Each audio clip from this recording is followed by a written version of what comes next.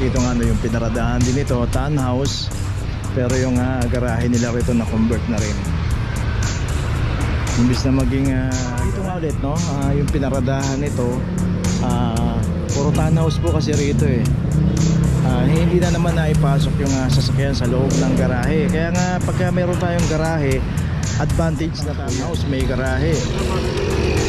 Hindi na rin naipasok sa loob ng garahe. At ito meron na rin nga claim number 119 yung signage. So makita natin sira na. Ayan, hindi natin alam po sino sumisira nito. Nilalagay po yan para yung mga pumaparada po rito alam nila na bawal. Na kung saan pwede tayo magparada. Ngayon po 2023 na, sumunod po tayo sa batas trapiko. Huwag po tayo maging pasaway. Yun lang po, salamat.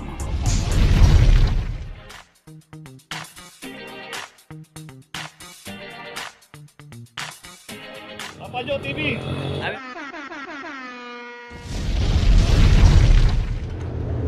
Location natin Dos Castillas Street Corner, P. Margal. At dito isang Honda Civic. At yung pagkakaparada ng isang Honda Civic, nakita natin naka double parking dito. Dito nga both say may mga nakaparada na, pero magdo double parking tayo, bawal na po yon. 2367 kasama po sa hinuhuli ng clamping operation yan pagka naka double parking tayo. Kasama po sa hinuhuli ng clamping operation yung mga naka double parking. Kaya bago po tayo pumarada, iayos lang po natin. Pagka nakaayos naman po yan, na hindi po hinuhuli ng clamping operation. Dahil dito naman sa Dos Castillas, dahil secondary road pay parking, kita naman natin walang ticket to. At hindi rin tinitikitan ng parking attendant. Dahil kinausap din yung parking attendant dito, huwag magtitiket ng mga naka double parking.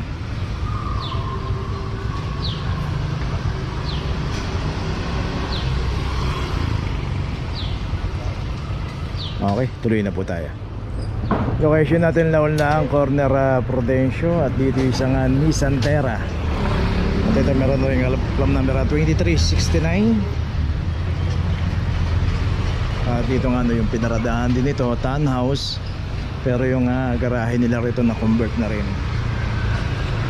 Imbis na maging garahe, so tinayuan ng establishment. So hindi na talaga may papasok yung sasakyan sa loob.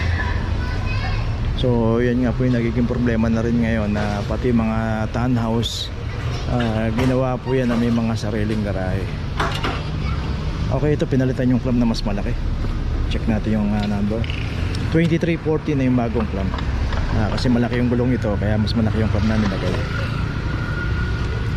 Okay, ito meron na rin notice. Tuloy na po tayo. Location natin Maseda, corner Espanya Boulevard. At dito isang Toyota Avanza 27. Dito rin sa kahabaan ng Maseda, Mabuhay Lane. So makikita ka natin yung isang sasakyan doon na isang Isuzu Crosswind. Hindi na po hinuhuli yung kasi nakapasok po doon sa loob. So makikita natin yung bangketa na yon, hindi niya naman po hinarangan, except lang doon sa isang tricycle. So yung mga naka-observe na ganyan, ko-coordinate ko na po natin sa TMU. At dito rin yung isang Bios. Ito rin yung pinaradahan nito, townhouse to, may garahe.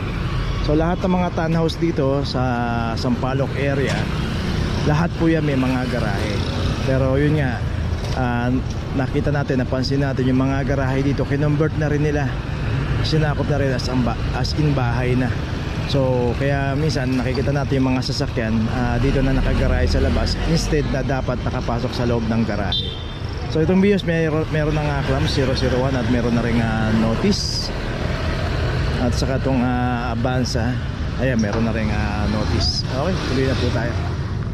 51. Location natin Maseda Street, corner Maria Clara. At dito na may isang Ford Everest, claim number 2351. Dito nga ulit, no? Yung pinaradahan nito, puro townhouse po kasi rito eh. Hindi na naman naipasok yung sasakyan sa loob ng garahe. Kaya nga pagka meron tayong garahe, advantage na po yan na dapat ipasok po natin yung sasakyan natin. Kasi kaya nga po ginawa yung garahe para sa mga sasakyan. Kaso yung iba nako-convert na po.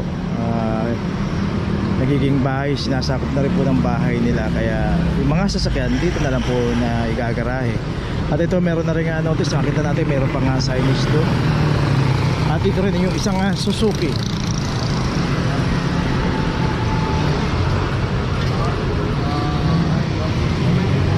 Isang Suzuki Espresso. Ito nandito rin sa tapat ng garahe, sa tapat ng townhouse may garahe. Hindi na rin naipasok sa loob ng garahe. At ito meron na rin nga from number 119.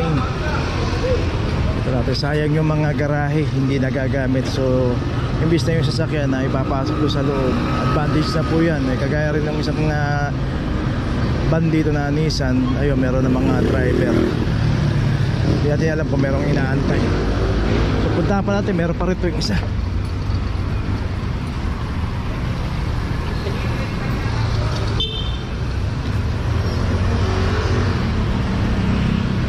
Okay, tuloy na po tayo. Location natin, De La Puente Street, corner Arevalo Street. Dito yung isang Toyota Corolla.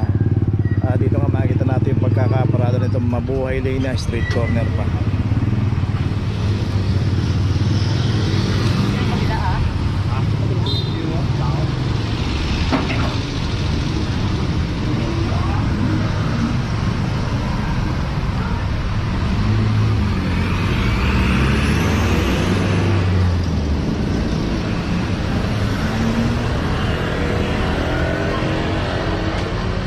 Okay, ito meron na rin notice. Tuloy na po tayo.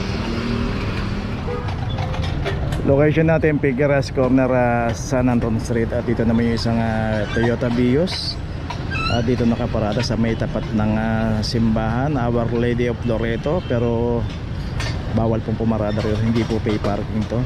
Kaya naklam 0024. At kung paparada tayo at matatagalan tayo, kaya makikita natin yung Lianas at yung Emoxon. Pasok po tayo ron, pay parking po yun. At dito kasi pagka inabot tayo, bukod nga dito sa tapat ng simbahan, bawal pong pumarada rito. At may mga signage nga dito, hanapin natin mamaya. Itong L300 club number 119. Okay, yun yun yung signage nasira na. So yung Vios ay may notice na. At saka itong L300. Dito may mga signage pa nga dito inalis na lang.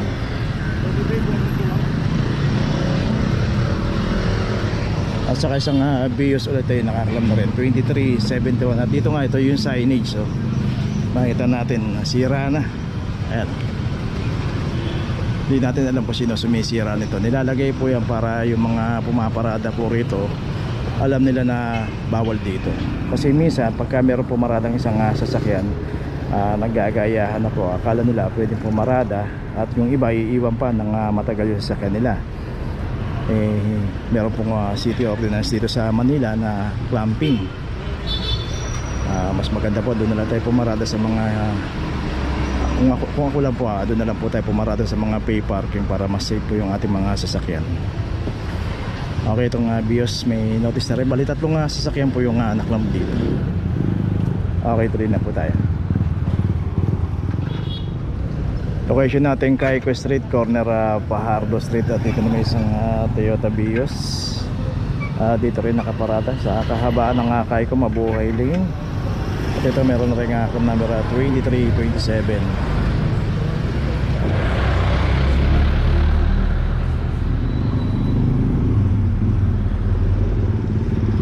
Dito random po yan kung sino po yung butan at walang driver at naka-obstruct dito sa mga Mabuhay Lane. Matik na po yan. At ito meron rin notice, tuloy na po tayo. Location natin, Don Quixote, in between ng Espanya Boulevard at Laurentino Street. Dito bine-verify po yung mga sasakyan na walang mga sticker. So yung mga sticker na yan, dito po makikita yan sa harapan. Ayun yung kulay green po, di tayo makalapit. Yung kulay green na merong kamay. So yun po yung sticker na yun. Pagka wala pong sticker, matik po na makaklam dito. Ayan, so bine-verify po yan. Andun.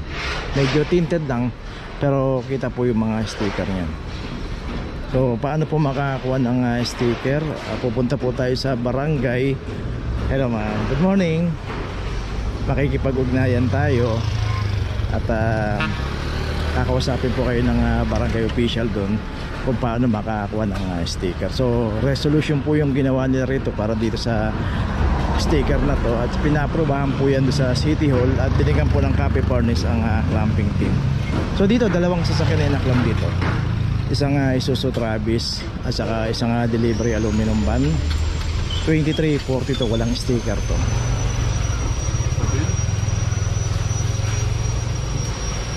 At saka itong isang delivery aluminum van 2369.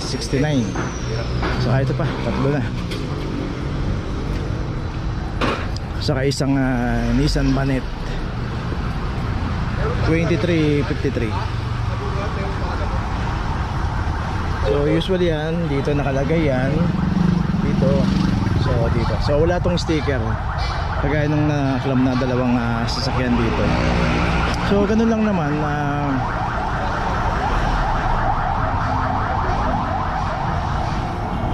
Pinakamainam pa rin po dito na dapat meron tayong garahe, kasi yung sticker na yan, yung resolution na yan, pwede pong mabali yan, pwede pong mawala yan. Ito ginawa lang po ng barangay para doon sa mga nasasakupan nila, para hindi kung saan saan pumaparada. Dito first come first serve. Dito unahan na lang dito kung sino yung una makakapag-park, at pag puno na, ayun nga lang, hindi na hahanap na lang kayo ng ibang parada. So itong dalawang sasakyan, yung van at saka yung Travis, meron ng notice.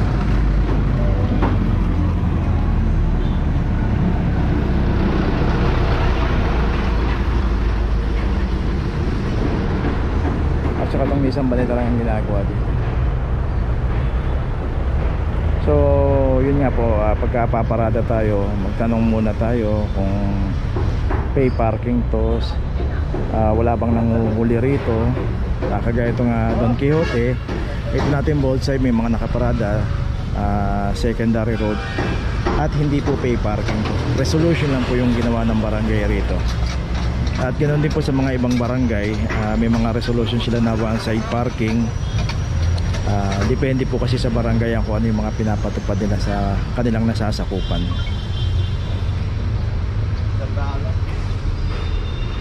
So dito makita natin, ito yung eskwelahan ng Ramon Magsaysay. So kita natin ongoing pa yung construction nito, at pagka nagawa to, maraming estudyante o mag-aaral na makakapag-enroll dito. Isa po yan sa mga proyekto ng City of Manila. Okay, ito may notice na yung banet. Okay, tuloy na po tayo. Okay, nandito na ngayon tayo sa opisina ng clamping, sa impounding dito sa Central. Dito na po nagtatapos ang ating vlog. Maraming salamat po sa mga subscriber, sa mga viewers, sa mga napadaan po sa ating channel. Maraming salamat po sa mga suporta nyo. Sa mga hindi pa po nakakapag-subscribe, subscribe na po tayo mga kabayan. Maraming salamat po. Mabuhay!